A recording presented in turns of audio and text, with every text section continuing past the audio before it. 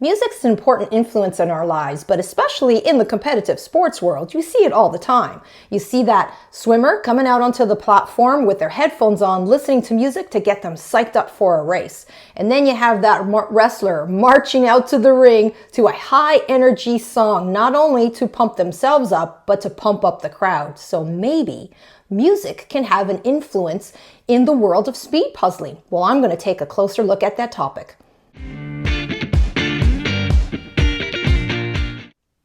Hi, I'm Sandra from The Puzzling Canadian, and welcome to my channel. In my journey to explore more about speed puzzling, I came across a website called speedpuzzling.com, and they provided some great tips to help me with speed puzzling, and one of them was to practice doing puzzles with different types of music. Now, I usually puzzle with music, but I never really paid attention to the different kinds of music I was listening to while speed puzzling. So I decided to take a look into that concept. Through my research, I came across a popular scientific theory called the Mozart Effect. You may have heard of this before. So this theory states that if you listen to Mozart compositions or classical music, it can help you increase your spatial intelligence, which is something that we use when we're puzzling. So usually when I'm puzzling, I am listening to music, but it is pop music, dance music, old school music, stuff like Madonna, Ricky Martin, J-Lo, Lady Gaga, Pitbull, Rihanna, things that are very upbeat, so it gets me motivated to puzzle, especially when I'm speed puzzling. So I decided to take this theory and put it to the test. So I was going to select two puzzles and I was going to do them on two separate dates and then compare my pieces per minute. I do one puzzle in listening to classical music, and I would do another puzzle listening to my favorite music that I normally do when I'm puzzling. I decided to start off with some small piece counts. So I selected those Ravensburger 300 piece ones, those nice ones that are in the small boxes. They have some really nice images. So I was going to select two images that are fairly similar so that it could be comparative. You don't want to pick two different images because the image does make a difference in speed puzzling. So the ones that I picked were Ravensburger 300 piece balloons and Ravensburger 300 piece green. So I picked these two because they are predominantly one color. As you can see, the balloons has a lot of white and neutral, and the green is like almost all green. So it was, I would say, very comparative because they were both looked like they were going to be a little challenging because of their one predominant color. I began working on Ravensburger balloon first, and I was listening to dance and pop music while completing that puzzle. Now, these are small puzzles, but they are tricky. That had like white sky with just a few balloons, and even when you came down to the bottom portion where it's like the cityscape, it still made it a little bit challenging. However, in the end, when I finished it, I came in at 4.92 pieces per minute. And then at a later date, I worked on the Ravensburger green. And this one was hard. I knew this one was going to be hard going in. You have, various shades, but sometimes when all those pieces are out, they look very similar. So there was a few colors that stood out right away. I did those ones first. And then there's a couple of shades that were very similar that were tricky. In the end, I ended up coming in at 4.00 pieces per minute while listening to the classical music. So just to note that, these times are nowhere near some speed puzzling times that you see out in the World Championship in Spain, but I'm a work in progress. So this is all for practice. Then I wanted to test this theory again. This time I was going to do 500 pieces. So I decided to end up doing the round puzzles, similar to what we saw in the World Jigsaw Puzzle Competition in Spain. So I had two of them already available at home. So I decided to work on those. I have Ravensburger Poke Bowl and Ravensburger Rainbow Cake.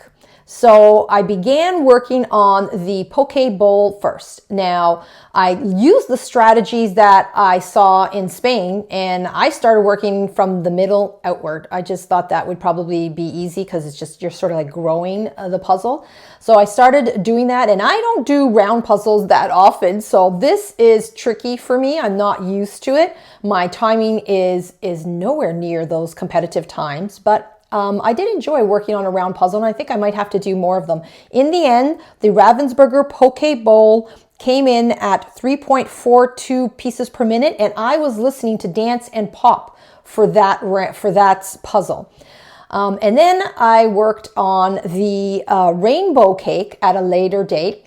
Did the same strategy, started from the middle outward, and I don't know why. I thought this puzzle was going to be easier, but it was not. I was struggling with this. I don't know why. I thought it would be a little bit easier than the other one, but I ended up listening to classical music while assembling this puzzle, and my pieces per minute were 2.39 pieces per minute. So clearly the dance pop music came out on top for both of them. So for both the 300 piece Ravensburger and this 500 piece, listening to my regular dance and pop music seemed to be more beneficial to me. I did find with the classical music, when I was listening to classical music, it did help me relax if I was stuck on a section, but I felt like I was going slower. I was more relaxed and calm, and I felt like I wasn't going fast. But when I'm listening to my dance music, I seem to like move faster. That's just what it appears to me. But those were the results of that challenge. Now, while I was working on this concept, I continued to do some research about music and the brain, and I came across the Huberman Lab YouTube channel, which I regularly listen to on and off.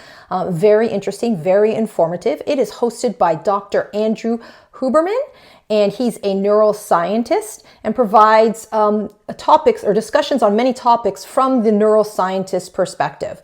So in the month of September, there was a YouTube video that he released called How to Use Music to Boost Motivation, Mood, and Improve Learning. So perfect timing for this video, and I'll attach the link below if you're interested in taking a look at that podcast. Now, it's a long podcast. His podcasts are usually long, but there's a wealth of information. And in that video, there was a section about cognitive work. So I focused in on that chapter and tried to get some more information that I may be able to apply in speed puzzling.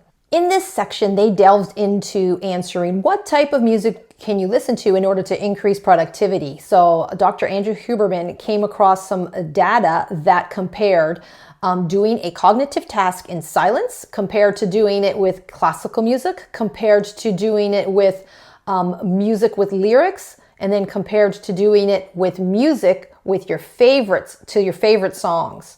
So it had lyrics, but they were your favorite songs. So he stated in the video that the results were clear. The best on average for concentration on a mental task is silence. And then the next best would be classical music. And then the next best for concentration then would be music with lyrics. And the very last is actually music with your favorite songs. So I found that information very interesting. And now I thought I need to take that information and put that to the test. So again, I was selecting two puzzles that are very similar, and I was going to compare doing a speed puzzling one puzzle in silence, and then I'm going to speed puzzle one of them with my favorite music, and then compare the results. So the puzzles that I selected to test this information out were dawdle puzzles. So Walmart carries some of those 300-piece dawdle puzzles, and I had one, and I went back to Walmart and picked them up. I think they're also available at Target. Because dawdle puzzles are very busy. There's a lot of detail in the image. I've done them before. They're very nice. But that's why I figured that those two would be very comparative, because he creates those images in the same style with a lot of detail. So the first one I did was Dawdle Yellowstone. And they have a lot of neutral colors in that image. So I started working on that. And then sometimes because they're very similar neutral colors, I didn't know where certain pieces went. But it was a very nice puzzle. And I did that one in silence. And I found that while I was puzzling that in silence, I ended up humming a lot of times my favorite songs. So even though there was no music going on, I just had the urge to hum some tunes. In the end, I ended up completing that puzzle at 4.35 pieces per minute. And then the next puzzle I completed on a different day, and it was the Dawdle Kona puzzle, 300 pieces. And this one's a very lovely image, a lot of detail, especially down at the bottom. The sea down at the bottom with all the fish and the coral, it's very lovely, but I did struggle with that section down there. And I was listening to my favorite songs for that one. I picked actually mostly songs from 2010, I think 2000s to 2010, a lot of dance songs. So that's what I was listening to, and that came in at 5.56 pieces per minute. So in this experiment here, the favorite music was the clear winner in this case. The next two puzzles that I picked were buffalo game puzzles, and these were ones that are photography images. Again, I found these at Walmart, and I picked them again because they are both photography, so it's a similar style puzzle. So the first one I ended up doing was Buffalo Games 300 pieces Lake Moraine. And that one was very nice. I really enjoyed that image. And, sometimes the mountains there were a little bit of a struggle. The water was just beautiful completing that. And I ended up doing this one to silence. So I wasn't listening to anything. Again, like before, I was humming a little bit. In the end, I completed this at 5.56 pieces per minute. And then I worked on another puzzle called Into the Blue. And I think I found this one at a thrift store. So I wasn't sure if there's going to be all the pieces there, but I figured I'll just give it a go. And this one here was a very lovely puzzle. I enjoyed it. And again, the blue down at the bottom was very dark and very similar. So sometimes it was a little bit hard to distinguish the shades of blue down at the bottom. And by the time I finished it, you could see right there, it had one missing piece. And I was listening to my favorite music for this one, and it ended up coming in at 5.54 pieces per minute. And I did adjust that total because I was down one piece, and I calculated based on 299 pieces. So what does the data reveal? Well, in conclusion, I feel that silence and listening to classical music while speed puzzling really doesn't help my speed puzzling. It doesn't really make that much of a difference. I find when I listen to my favorite music, which is dance or pop, I end up I feel like I'm moving faster. So in a lot of the results you saw that I did better with my favorite music. And again, there could be other outside factors, like at what time of day did I do the puzzle? Was it in the morning or the evening? Because I didn't do it at the same time. Every time I did this experiment, I did it at different times of day. So that could have affected how I was feeling while I was puzzling. Again, like that also, the time of day also factors in the lighting. Like if I did it in the morning beside the window, there's a lot more lighting than if I did it in the evening and it's very dark. So those are other things that could have come into play for those totals. But in the end, the majority of the time when I was listening to my favorite music or music with lyrics that are upbeat and up-tempo, I find that I went faster. When I was listening to when I was listening to classical music, I was more relaxed, and especially when you're dealing with sections that were very difficult, it relaxed me, but I just felt like I wasn't moving fast enough, that it was just too relaxing. And these results are really dependent on the type of person you are, the type of puzzler you are. So some puzzlers just like to puzzle in silence. They don't want any distraction, especially if they're speed puzzling, and others prefer to have music to drown out the sound and just keep them focused. So it's really discovering what works best for you. I encourage you to try this little experiment at home. own with the puzzles that you have, and you can use any type of combination. You can decide to compare silence with classical music or classical music with your favorite music. It's up to you, but I'm very curious to see if you've noticed a difference with your puzzling if you change the type of music that you have. So give it a try and then come back to this video and leave a comment down below. I'd love to find out what your results are. I hope you enjoyed this video and it has provided you with some new information. Please tap that like button because that'll let me know which content you like watching so that I can plan future videos. And don't forget to subscribe so you can see those future videos. Thank you for stopping by my channel, and until next time, happy puzzling.